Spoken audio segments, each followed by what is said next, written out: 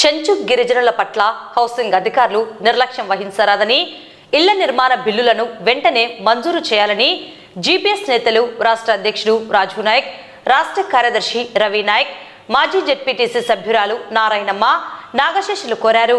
బిల్లులు మంజూరయ్యే వరకు కార్యాలయం వద్ద నిరాహార దీక్షకు సిద్ధమవుతామని అధికారులను హెచ్చరించారు.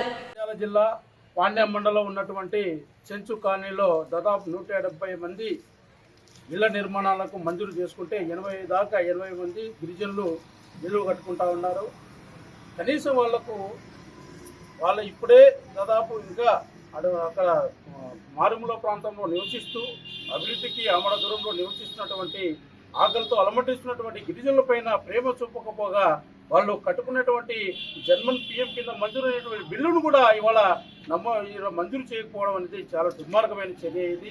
ఎందుకంటే ఇవాళ గిరిజనుల కోసము, చెంచుల కోసము ప్రత్యేకంగా ఒక చట్టాలు ఏర్పాటు చేసి అదేవిధంగా ఒక ప్రాజెక్టును కూడా నియమించి ఐటీడీని ఏర్పాటు చేయడం వల్ల కూడా ఎలాంటి ఫలితం లేకపోయింది. ఐటీడీ అధికారులు ఎక్కడ పోతా ఉన్నారు? యాక్చువల్గా ఈరోజు మన హౌసింగ్ ఆఫీస్ దగ్గర రావాల్సిన కర్మ ఒక గిరిజన చెంచులకు పట్టిందంటే ఎంత దుర్మార్గం ఆలోచించండి. ఇవన్నీ చేయాలంటే ఐటీడీ అధికారులు చేయాలి. ఐటీడీ అధికారులు ఎక్కడ పోయినారు? ఇవాళ ఇంతమంది 80 మంది ఇళ్ళు కట్టుకుంటా ఉంటే బేస్ పట్ట వరకు కూడా ఒక బిల్లు కూడా మంజూరు చేయకపోతే ఎంత దారుణము.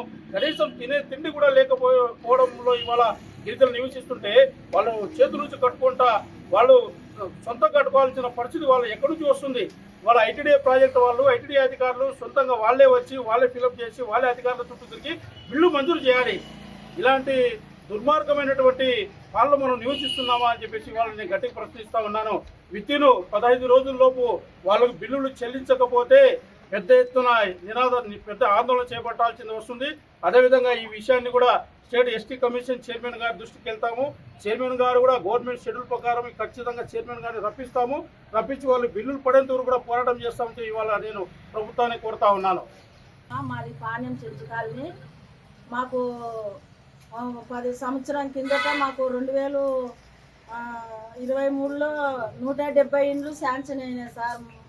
పిఎం జన్మం కింద అయింటాలకనే అవి వచ్చేసి మేము కట్టడం మొదలుపెట్టినాం సార్. బిల్లులు పడతాయి, తొందరగా కట్టుకోండి, బిల్లులు ఏదో తొందరగా పడతాయి అని చెప్పినారు సార్. మేము ఉన్న మిద్దలన్నీ పడగొట్టుకొని పక్కన గుడిసెలు వేసుకొని బిల్డింగులు కట్టేది పెట్టుకున్నాం సార్. ఇప్పటికి 60-80 ఇండ్లు దాకా కట్టినాం సార్. స్లాబ్ లెవెల్ వరకు కట్టినాం సార్. కొన్ని 10 ఇండ్లకు మాత్రమే బేస్మటాలు బిల్లులు పడినాయి. ఇంకా మిగతా అన్ని దాంట్లకు మాత్రం ఒక్క బిల్లు కానీ పడలేదు సార్.